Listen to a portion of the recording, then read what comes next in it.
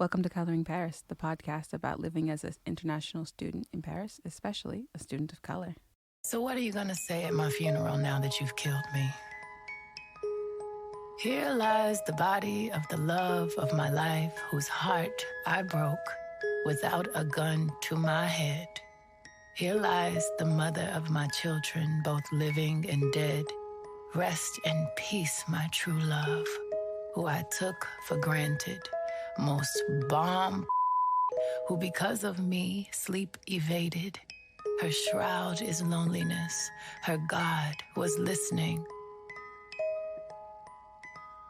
Her heaven will be a love without betrayal. Ashes to ashes. Dust to side chicks.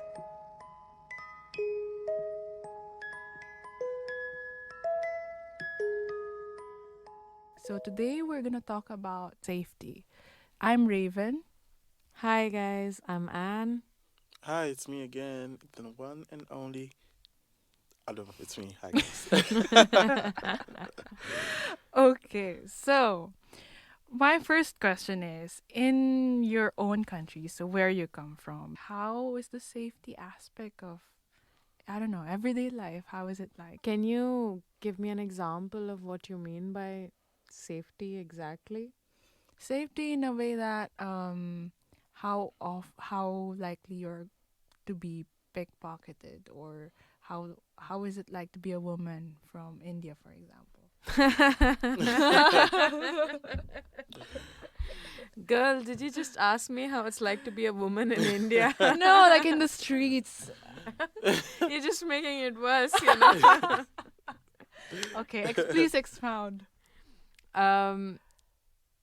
It's really bad. Mm-hmm. Is the nicest way I can say it, Can you to give be a us, woman like, in a India. experience? So I grew up in Delhi, Mhm. and I used to take the metro to travel to college every day during my undergrad years. And in Delhi, the metros have one coach specifically reserved for women, and the other three or four, five, six, whatever, how many other coaches are, they're general compartments. So anybody can get in. And a lot of men used to have a problem with this, because why do you have a coach reserved for women alone? Because they're not safe with men. Exactly. Mhm. So in 3 years that I used to travel up and down every day to college, I used to stick to the female compartment on, most of the times. But every single time that I've been in the general compartment, I've been touched, groped. Oh my Uh, god. Trigger warning, guys. Yes, sorry about that. But it's just expected. So you just squeeze Mhm. into the, and there's only one coach for women alone. So you just get into that, and yeah, basically that's how women are in India. Like when that happens, you're not surprised anymore. Yeah, I'm not surprised anymore. Mm-hmm. And then there's your everyday eve teasing, Catcalling. catcalling, just the regular stuff. Yeah. Oh my Nothing gosh. special. As a woman, I mean, I agree. So for me, for example, I'm from the Philippines, and I mean, it's similar to India in that sense. There's like a chance that you're not gonna be able to make it home, or Yeah. I don't know. That's just an everyday reality, and of course, like there's your everyday pickpockets, and I for myself, like I lost my phone like 4 times already in the train. What? Yeah. But I think that's just a you thing, Yeah. Raven. I mean, it's a me thing, but also if there are no pickpockets, there will be no pickpocketing. So, One of my nightmares is getting pickpocketed, and like I've never been pickpocketed. Like I have this recurring nightmare that I'm getting pickpocketed and I'm losing my phone and my wallet. And every time I'm outside, like I always have every 20 minutes, I'll put my hand into my bag to check if my phone and my wallet are still there. That is actually the easiest way to lose your phone and your wallet if you keep checking on it every 5 minutes. You might mistakenly throw it out. Like you put your hand in to check, and then taking your hand out, it probably drops out. It Mhm. No, how clumsy do you have to be to do that? No, you don't have to be clumsy. You just have to be I'm hurt. anxious. No, seriously. I feel like it's one of the easiest ways to lose Um, stuff if you keep on so checking. this one time, my friend, he was in Mumbai and he was traveling by the local train there, which is a very downgraded version of the metro, but it's very efficient. Okay. And trains go until like 1 in the morning, and he was alone and he was traveling and he was listening to music and he fell asleep in the No. train. Oh, Yes, he did. And when he woke up, uh, everything's gone. no, he walked out. He still had his earphones on, and then it's only when he stepped out of the train he realized that someone sliced his pocket and took out the phone and wallet, and his earphone was left hanging. Mhm. At I mean, least they left him something. I'm surprised he still has clothes and everything. I know, I know. What about you, Adam? Adam, what about you? Like, Tell us about okay. Ghana. So for me, I grew up in a very small town. Mm. Uh-huh. Shout out to Aguna Swedro, AG to the world, AG to the USA. But yeah, I grew up in a very small town, and it was largely safe. You would hear of like burglaries, but very, very, very few Rare. times. Yeah, Mhm. it was very rare. Basically, people would get their houses broken into, but it's like very, very few Mhm. times that I've heard of that. And but in Accra, where I was unfortunate enough to stay for a bit, it is insane.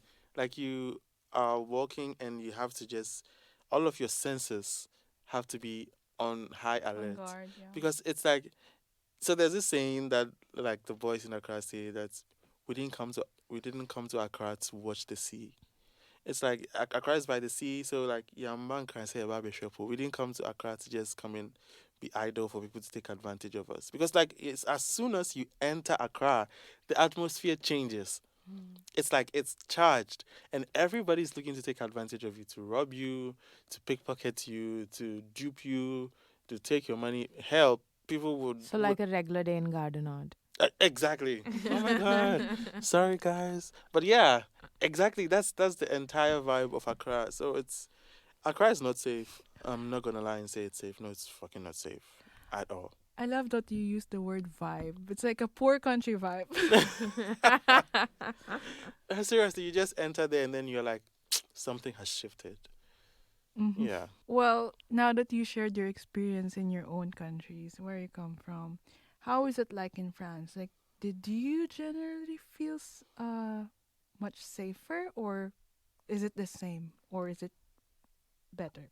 So before I got to France, everybody I had spoken to, especially relatives or members of the family who've been living here for a while, the one thing that everybody was so particular about was to take care of my bags, because Mm. even at the airport people are just gonna swipe your bag and go away. So like they had like terrified me, and I already told you, I have a Yeah. recurring nightmare about being pickpocketed. I think the first couple of months I was always on high alert, but Mm. thankfully, Nothing happened yet. touch wood, fingers crossed. I haven't been pickpocketed and I haven't lost anything so far. So it's actually been much more safer for me here, because I used to live in Villejuif in the beginning, Yeah. and I've traveled back after midnight back to my place, and it's been completely okay. Yeah. I was never Mm. scared of going back. It's gets lonely, it gets alone, sure, but I haven't been put in danger. I haven't been in danger. Yeah, I think it's the same for me. Like back home in our small town, going home any time after like 11 p.m., I'd be afraid to be pickpocketed Mm. or to be robbed.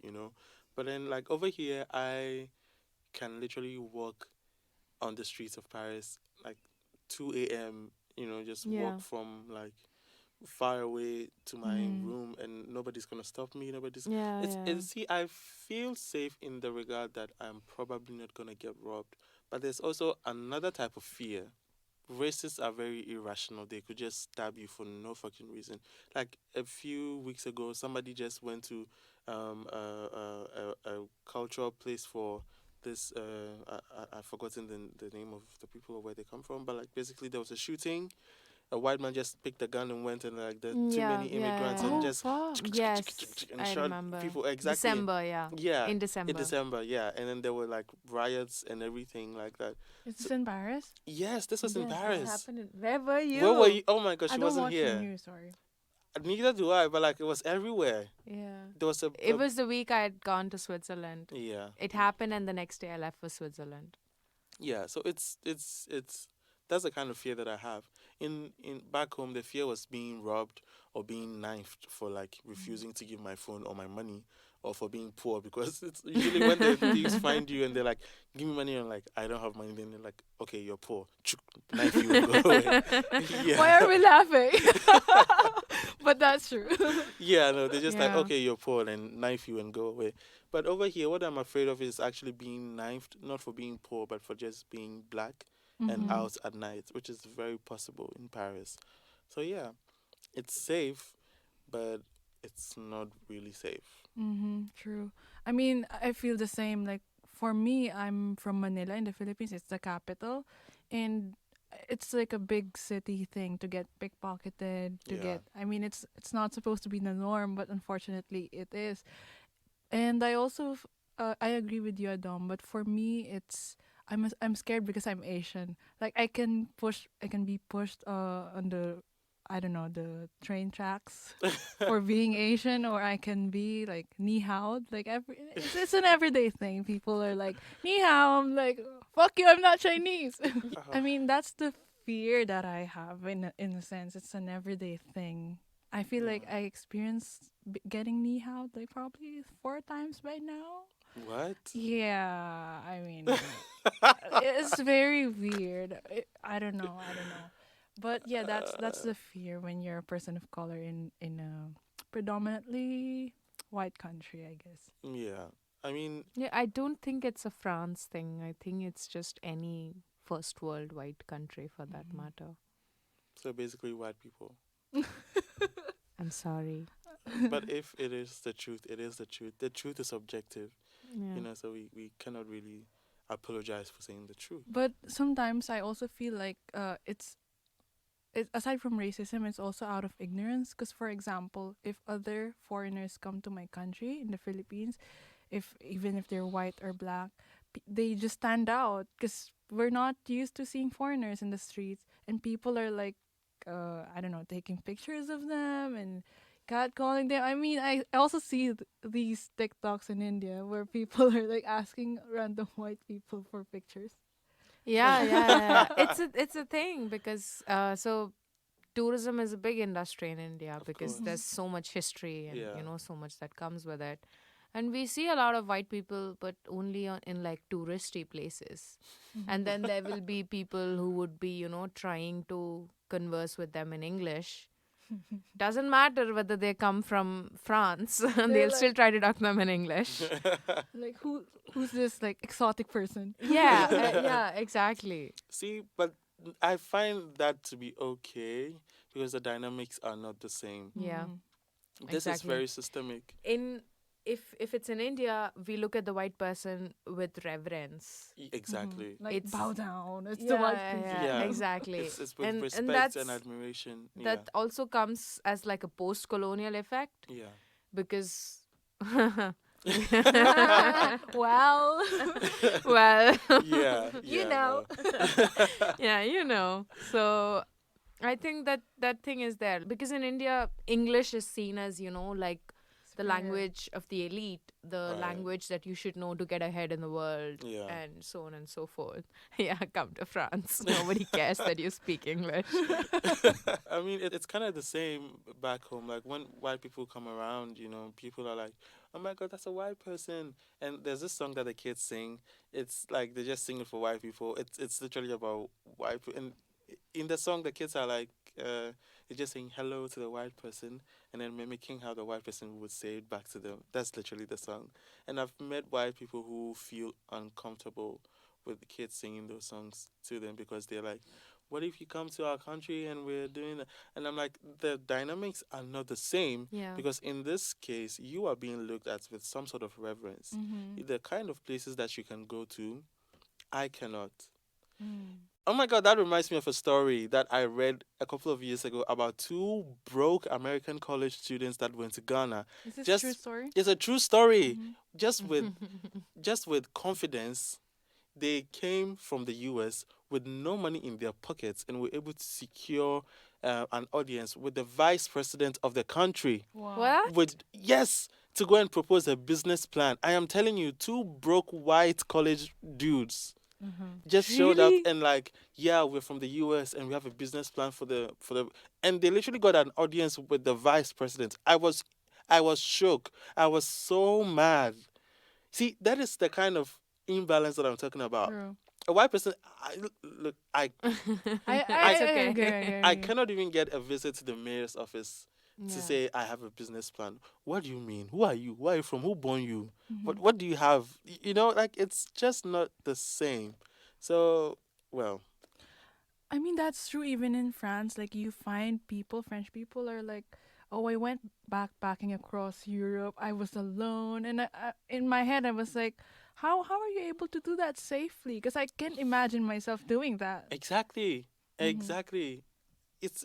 Why people get the luxury of doing that safely, and like people of color are generally unsafe on these trips. Like somebody could literally just stab you Kidnap. and bury you under rocks and nobody would ever find you. Yeah.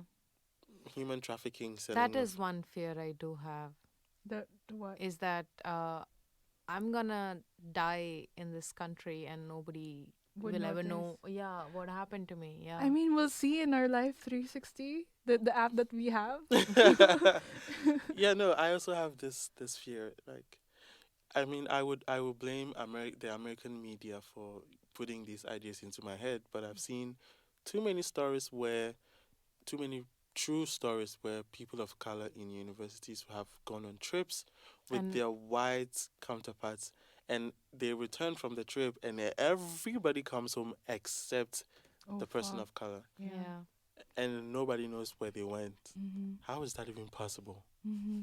For me, I'm a big fan of like true crime podcasts. So Yeah. I listen to a lot of like people, I don't know, people getting murdered.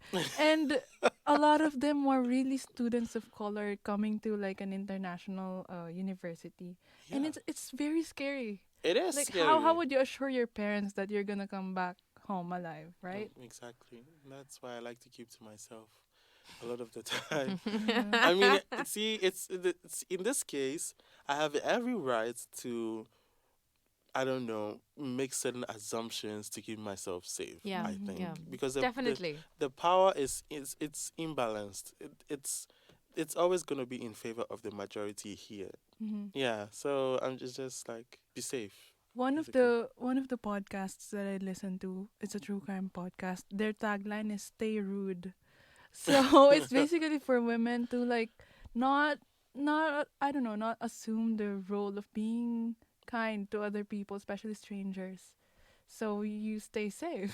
Yeah. That's sad, right? That's sad, but Mm. then that also could go either way as well because I've seen videos where men reacted very violently to women that were Were rude. Rude. rude to Uh, them just because, hey, would you The think you are? See, the thing is, these things cannot be looked from one lens alone. Mhm. Yeah, It's an intersectional thing. yeah, it is. You try to talk about race, you can't talk about race without bringing gender in. Exactly. You try to talk about gender, you can't talk about gender without bringing sexual orientations in. Yep. The whole thing. That's why we have. That's why there is intersectionality. Like True. you don't just say feminist or feminism anymore. It's an intersectional movement right Yeah. now. Yeah. Hello, France. Intersectionality, it exists. No, I'm it's kidding. something they haven't heard of. I think the one thing that I liked, I don't know if liked is the right word, but when I'm applying for jobs, then they always show that F/H, like both females Yeah, and and men male, can yeah. apply. And then I saw one of the places, I think it was Doctolib, Yeah, they have and F, Doctor, yeah, put up X X, for yeah, non-binary, and yeah, that was pretty cool. yeah, it Mm-hmm. is. But I personally have a bone to pick with the whole idea of putting F/M. Why do you need to specify that both men and women Yeah, can yeah. apply to that Is job? there a job for males only? Yeah, Yeah, exactly. Like, true. why would you put that there? It's just This a is job, something I think I've and a only seen in yeah, same. France. Yeah. Honestly, this is the only place I've seen that a job is a job if a person can do it.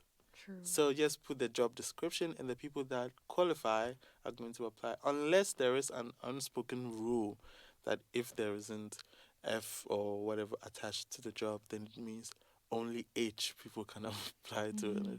which is insane. So I remember I had asked this to someone, and they told me that years ago, when only men were officially in the workplace, and women started to join in. Again, I have absolutely no idea how Hmm. credible this is, but it was to put it into force that women are welcomed into the workforce, and it sort of originated from there to Make mention it everywhere, make it visible. make it visible. Yeah, Okay. it was about visibility and not just saying that, oh, both can apply, because a lot of women didn't get into the workforce until much later.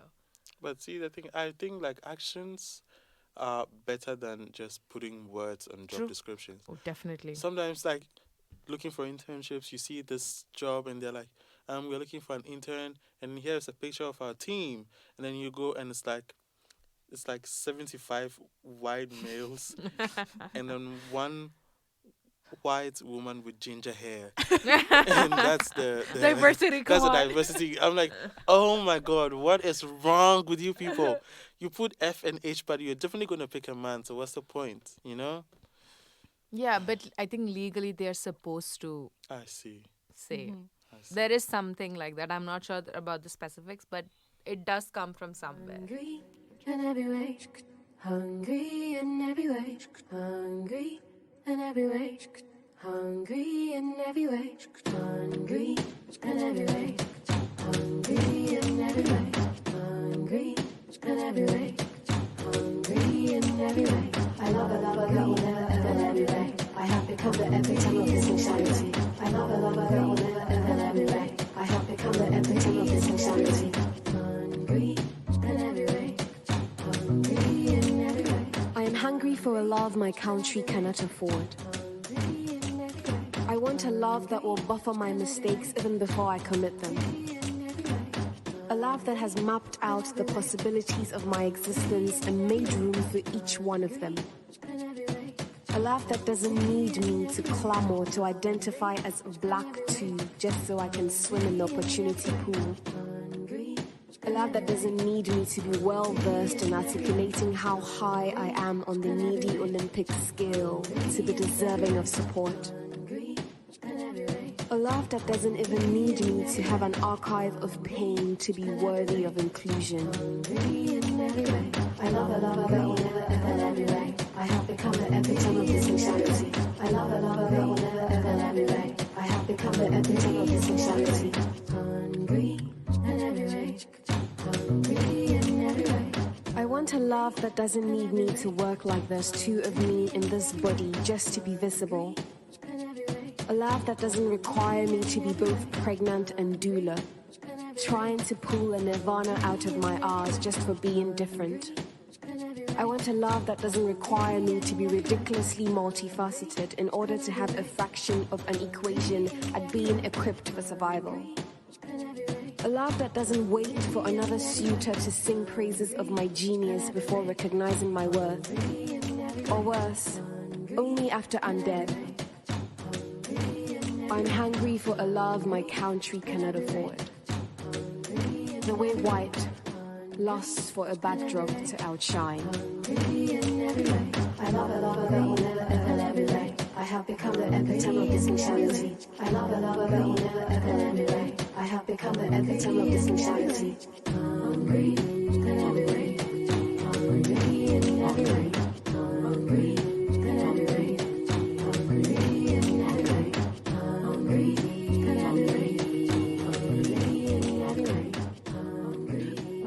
that we'd like to share is Dr. Lib. So it's an online platform where you can get in touch with doctors. So you can filter it by the languages that they can speak. You can filter it by proximity when it comes to your house. And what else, you guys? Yeah, so you just go on Doctolib and you find a doctor, and then you book an appointment. You can book an online appointment or a physical appointment. You show up. Yeah, you get your treatment. You get a prescription. You go get your drugs. I mean, it's basically like a hospital in your hand, Mm-hmm. more or less. Yeah, like a database. Exactly. Yeah, it puts you in contact with It's a health medical professionals. database, Yeah. yeah. So you get in touch with a doctor, book an appointment, show up, and then yeah, it's really handy. And I think a lot of people actually use it. It's becoming the standard more or less because they like Standard Yeah. medicine. yeah, They've managed to take up a lot of market share yeah, quite quickly. very quickly, and it's been around for like 10 years only.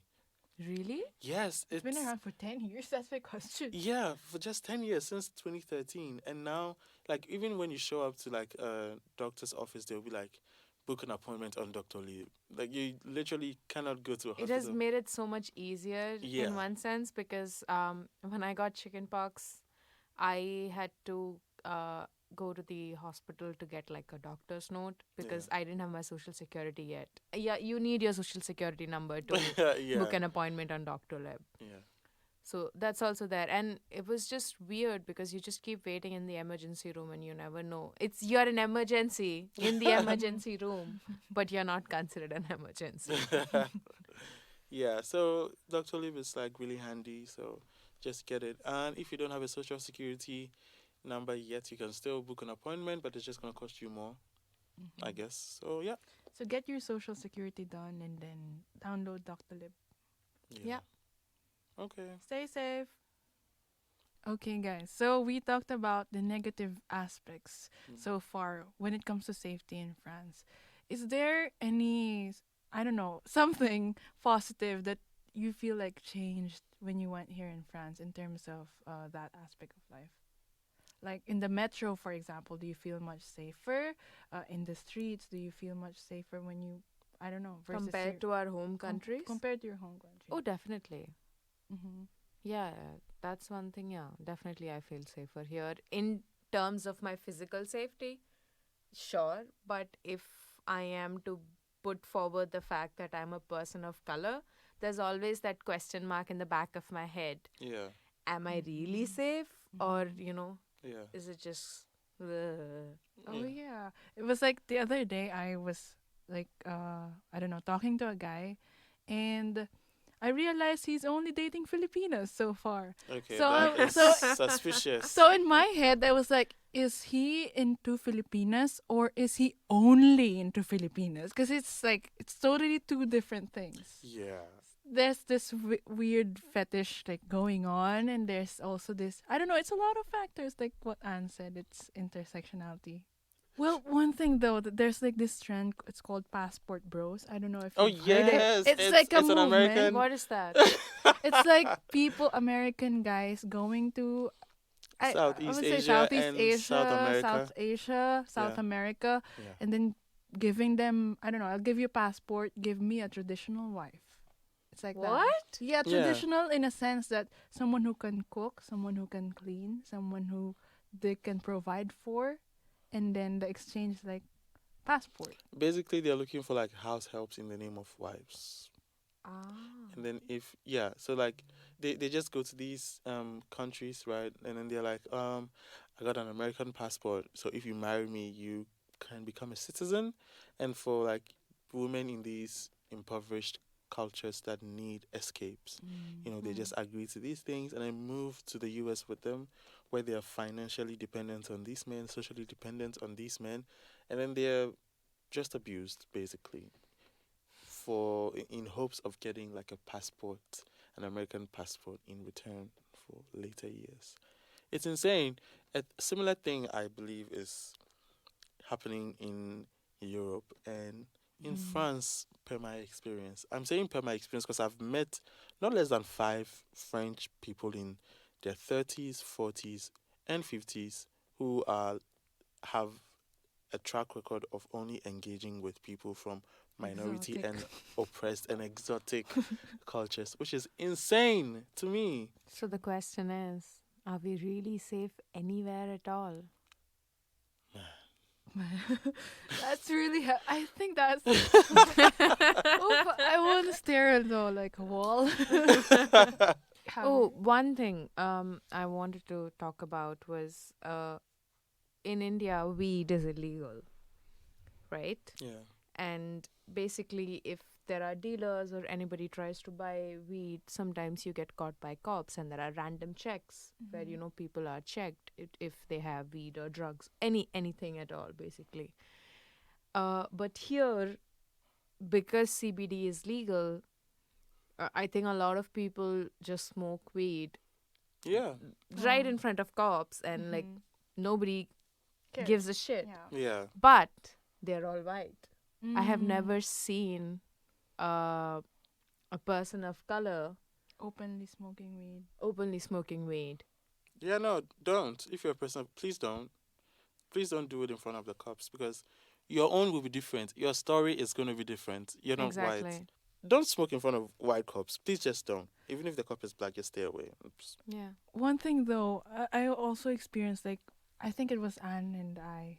We were in the grocery and we got randomly checked. Our bag got randomly checked. Yeah. We were leaving the grocery store, and then They stopped us. and asked us to check our bags. Yeah, and we didn't even touch anything.